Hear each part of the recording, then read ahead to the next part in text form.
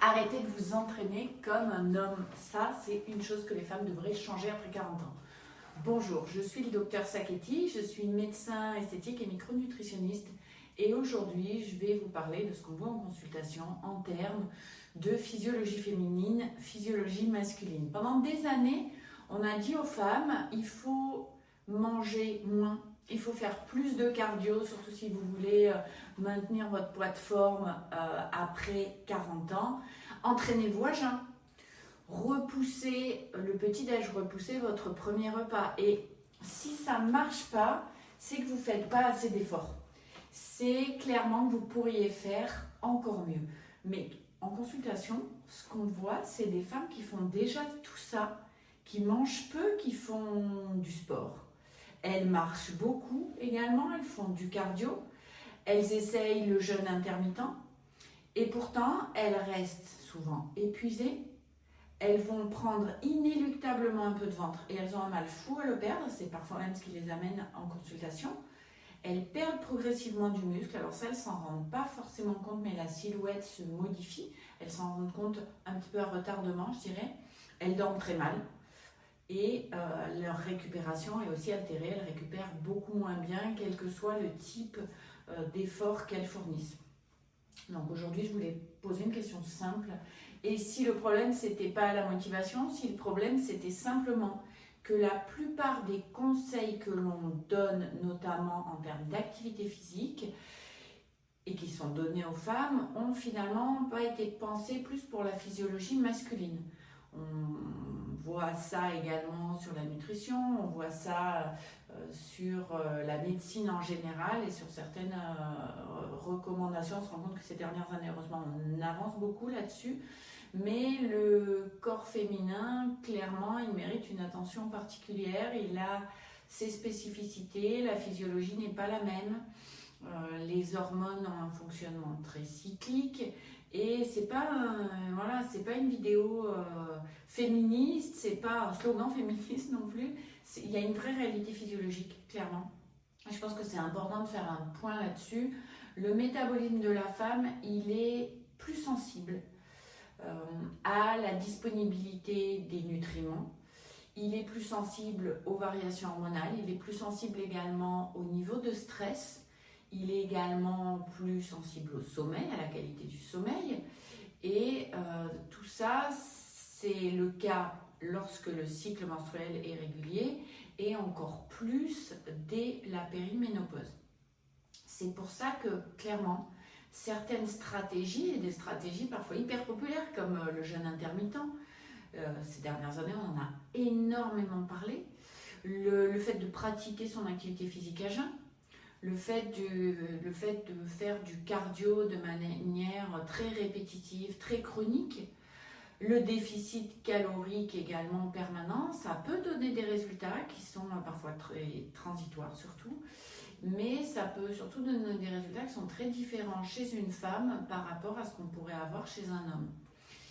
Et certaines femmes, dès la périménopause, donc dès 40 ans, parfois même dès 35, ces stratégies, elles ne vont pas forcément créer ce qu'on attend, elles ne vont pas forcément amener à un corps beaucoup plus tonique, mais elles peuvent entraîner au contraire beaucoup plus de stress. On va déjà commencer par le jeûne intermittent. Pourquoi c'est pas si simple de pratiquer de manière optimale le jeûne intermittent et pourquoi il ne faut pas le faire de la même façon que chez l'homme? Le jeûne intermittent, c'est vraiment un sujet passionnant. Je ne suis absolument pas en train de dire qu'il doit être déconseillé aux femmes. C'est un outil que l'on utilise pour la santé, que l'on utilise également pour la perte de poids. Mais il ne faut pas le présenter comme une solution universelle et sans l'adapter à la physiologie féminine. Chez une femme active, stressée, qui parfois même dort mal, qui continue de s'entraîner, d'autant plus si elle est en périménopause ou qu'elle a déjà réduit ses apports alimentaires, repousser le premier repas jusque par exemple à midi ou 13h, ça peut ajouter un niveau de stress, ça peut devenir un stress supplémentaire. Le cerveau féminin, il va surveiller d'assez près la disponibilité énergétique, ce qu'on lui apporte. En clair, Est-ce que le corps reçoit assez d'énergie pour bien fonctionner? Bien fonctionner, c'est de manière optimale, pour récupérer, pour avoir une ovulation efficace, pour produire en quantité suffisante les hormones, pour maintenir un bon fonctionnement de la thyroïde également, et pour préserver sa masse musculaire et lutter contre la sarcopénie. Lorsque la réponse à toutes ces questions est non, le corps va adapter en fait en termes de physiologie, il va adapter ses priorités. Donc il peut réduire la dépense énergétique, il va aussi parfois mettre un peu de côté la récupération, le cycle peut être altéré, le cortisol de manière temporaire peut augmenter à cause de ce stress et on peut même avoir une perte de masse maigre, donc une fonte musculaire qui est accélérée. C'est exactement ça qu'on retrouve dans ce concept de faible disponibilité énergétique qui est très décrit chez les femmes sportives et chez les femmes hyper sportives. Le problème, c'est pas seulement combien de calories vous mangez, c'est la qualité de ce que vous mangez, c'est combien d'énergie va rester disponible pour le corps une fois qu'on a retiré l'énergie dépensée à l'entraînement. Donc ça, c'est vraiment un point important. Le jeûne intermittent, oui, mais de manière progressive, de manière raisonnée, toujours adaptée à chaque femme. Et je dirais aussi, bien évidemment, de s'écouter. Si vous sentez que ça vous fatigue, que c'est pas bon pour vous, vous avez déjà la réponse, c'est pas comme ça qu'il faut le pratiquer. Peut-être le pratiquer plutôt le soir ou allonger un peu la fenêtre de jeûne de la nuit. Le sport à jeun maintenant, est-ce que c'est vraiment un bon plan après 40 ans? Ça, c'est une des autres erreurs assez courantes que l'on voit en consultation, s'entraîner à jeun à tout prix. Beaucoup de femmes pensent, elles l'ont lu, on leur a dit, que c'est bien plus efficace pour brûler des graisses. Mais chez certaines femmes, surtout après 40 ans, là encore, on peut augmenter le stress physiologique. Le matin, c'est la période où le cortisol est déjà naturellement à un taux élevé. C'est normal et il est là pour nous aider à nous mettre en route dans la journée, à nous réveiller, etc. Mais si on ajoute à ça, pas de petit déjeuner, une séance sportive, parfois même une séance sportive hyper intense, du stress professionnel, peu de sommeil ou un sommeil de mauvaise qualité et déjà des variations hormonales dues à la périménopause, on va se retrouver dans un état qui est très classique, fatigué, parfois même un peu survolté, épuisé mais incapable de se reposer dans la journée, incapable de dormir, active, sportive, mais avec une inflammation chronique. Et finalement, en termes d'activité physique et de sport, on n'obtient pas la progression que l'on aimerait et que l'on mériterait d'avoir par rapport à ses efforts. En fait, l'organisme ne va pas vraiment comprendre et il ne va pas se dire super, on va brûler du gras. Il comprend plutôt attention, je manque d'énergie, comment je vais optimiser tout ça par rapport à tout ce que j'ai moi à gérer. Donc idéalement, pour la femme, on recommande plutôt un petit apport, un petit repas. Il est évidemment pas question d'aller prendre un repas lourd avant de s'entraîner, mais avant une séance, un petit apport calorique et notamment un peu de glucides et de protéines, d'autant plus si la séance prévue est longue ou si elle est très cardio. Donc voilà, encore une fois, on ne mange pas énormément avec le sport, mais un petit encas est réellement bénéfique et va optimiser la fatigue, la performance et les femmes en général le remarquent très vite quand elles modifient ça dans leur routine. Ça permet d'éviter d'envoyer au cerveau un signal de sécurité sur le type d'entraînement à jeun.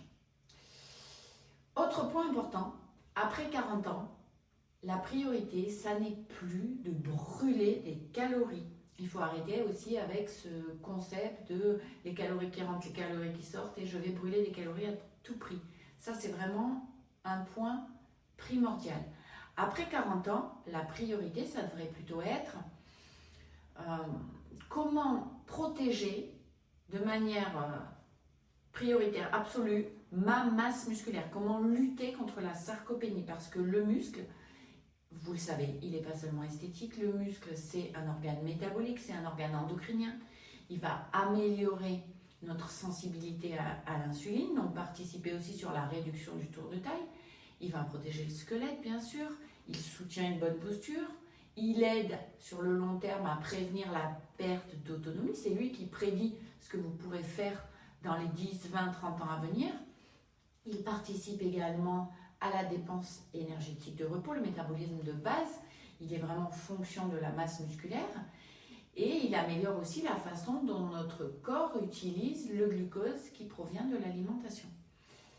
Et ce qui se passe en fait, c'est qu'à la périménopause, quand les œstrogènes fluctuent, puis diminuent de manière plus constante, beaucoup de femmes, et elles ne s'en rendent pas compte au début, perdent plus facilement du muscle et prennent plus facilement du gras. On a une modification de la silhouette, pas forcément de manière très apparente sur la balance, sauf si on a un impédance-mètre, mais si on n'a pas un impédance-mètre, on ne voit pas forcément une grosse variation. Ou alors parfois, sur des zones localisées, on rentre moins bien dans certains vêtements. Donc, continuer à faire uniquement du cardio en espérant sécher, c'est souvent pas la stratégie optimale. Il faut de manière impérative de la musculation, du renforcement musculaire au poids du corps avec des élastiques et avec des haltères.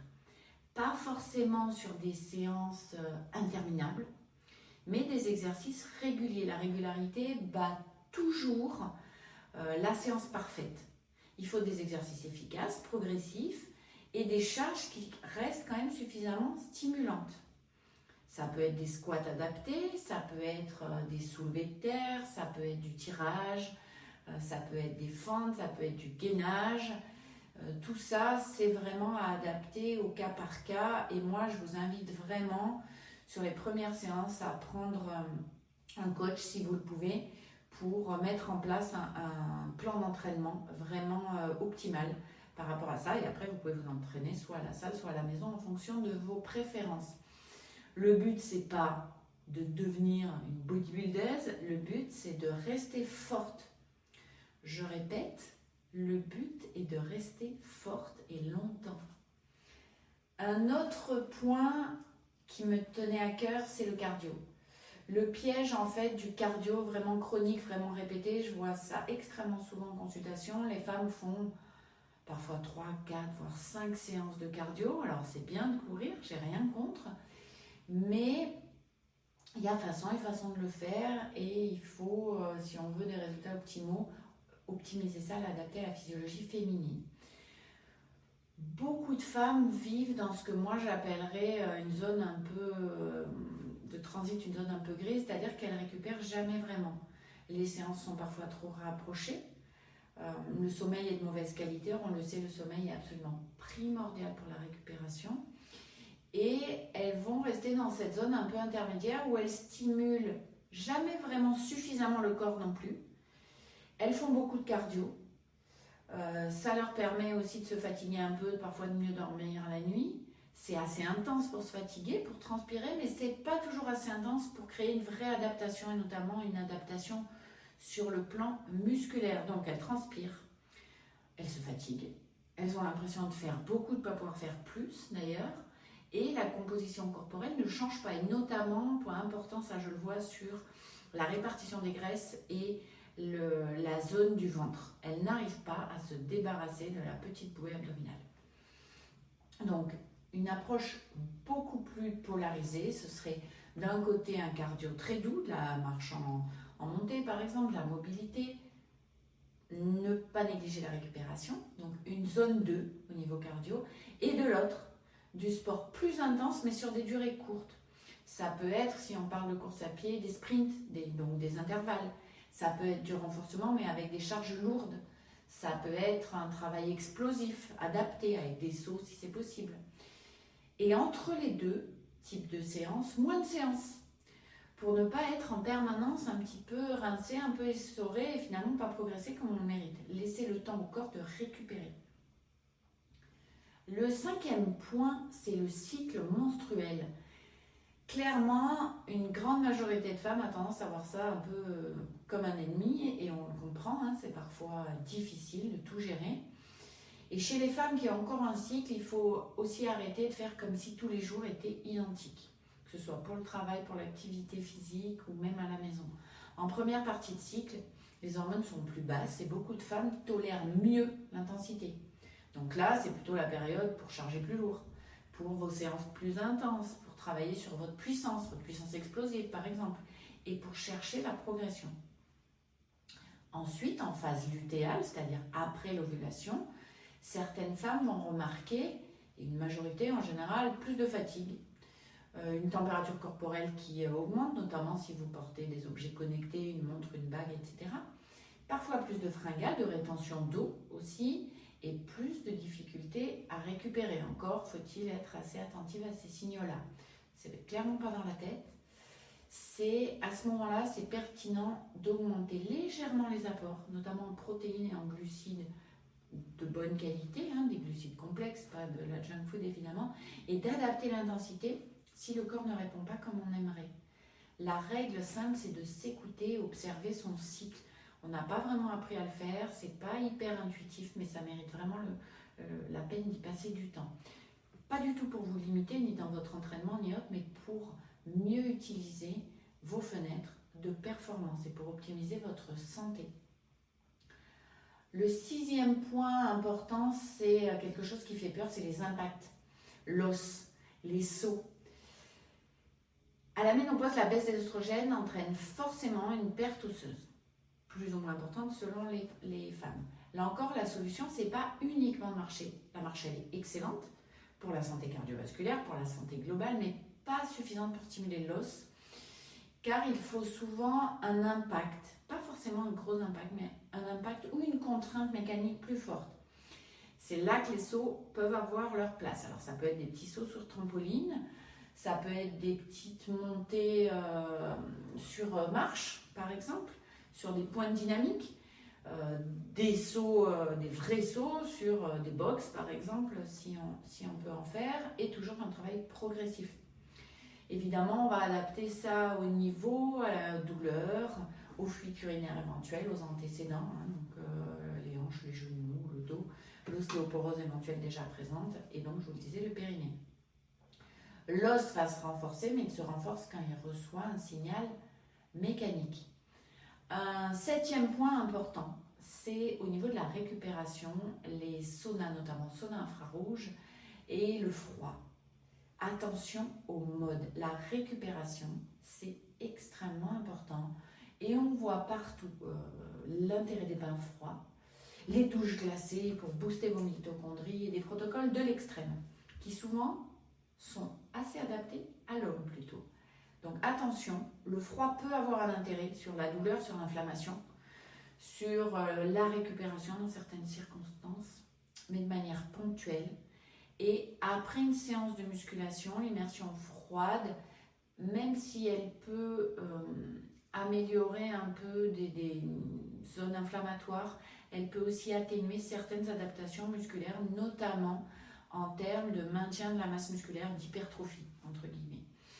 Donc si votre objectif c'est de maintenir votre muscle, évitez d'enchaîner systématiquement musculation et bain glacé ou bottes réfrigérantes pour les jambes par exemple. Alors que en revanche la chaleur et notamment le sauna et le sauna infrarouge, ça c'est intéressant pour la santé cardiovasculaire, pour la tolérance et pour l'adaptation métabolique. Mais là encore on va s'adapter. On ne fait pas du sauna intense si on est déshydraté, si on a une hypotension, si on est enceinte, si on n'est pas dans une forme optimale ou si on a une pathologie cardiovasculaire. C'est du bon sens. Donc on a vu plein de choses à adapter à chacune évidemment, apprendre à s'écouter. Les femmes n'ont pas toujours et même rarement besoin de faire plus, mais elles ont besoin de faire plus juste et plus adapté à leur physiologie. Donc souvent moins de préservation, c'est plus efficace, moins de cardio punitif à outrance, moins d'entraînement à jeun systématique et à arrêter avec « je dois brûler impérativement ce que j'ai mangé ». Donc davantage de stratégies pour parfois moins s'entraîner mais de meilleurs résultats et surtout moins de fatigue. Manger pour être forte, pour soutenir sa masse musculaire, s'entraîner pour également maintenir cette force et récupérer aussi pour progresser. Donc il faut adapter ça au cycle, à l'âge, au sommeil, au stress, aux éventuelles pathologies sous-jacentes, ou à la périménopause si elle est là. Vous n'êtes pas paresseuse, votre organisme non plus, et il répond aux signaux que vous lui envoyez. Donc si en permanence on envoie un signal, je manque d'énergie, je manque d'apport, je me mets en mode famine, le stress est extrêmement intense, attention danger, il y a une dette de sommeil, forcément le corps ne peut pas donner un résultat optimal, on ne peut pas obtenir un corps plus fort, plus tonique, il va au contraire essayer de se préserver, de passer cette période difficile. Et clairement, les femmes ne doivent pas s'entraîner comme des hommes. Donc, trouvez un coach qui soit habitué et formé à entraîner des femmes. Prenez quelques séances si vous le pouvez. Vous pouvez après continuer à la maison ou en salle, à votre convenance. Et après 40 ans, c'est peut-être une des informations les plus importantes à comprendre pour la santé, pour l'énergie, pour la silhouette, pour la longévité. Les femmes ne fonctionnent pas comme des hommes, même si la plupart des données sont des données qui ont été faites dans des études qui étaient destinées à des hommes. C'est plus difficile de faire des études, qu'elles soient sportives ou sur des médicaments, les études scientifiques sur les femmes. Pourquoi ? Parce qu'entre autres, il faut tenir compte du cycle et ça complique les études. Donc, c'est en train de changer, il y a de plus en plus d'études réalisées sur des femmes, mais malheureusement, à l'heure actuelle, les données actuelles de la science sont encore en majorité basées sur le fonctionnement de l'organisme masculin. Si cette vidéo vous a aidé à comprendre pourquoi vous ne répondez peut-être pas comme vous l'aimeriez à votre plan d'entraînement ou à votre alimentation, pensez à l'enregistrer, pensez à la partager évidemment à d'autres femmes qui méritent de bien vivre à cette période de périménopause et de ménopause, et abonnez-vous pour ne pas manquer les prochaines. Ici, je vous parle de santé des femmes avec de la nuance mais sans tabou. On parle de physiologie et de solutions concrètes. Moi, je vous dis à bientôt.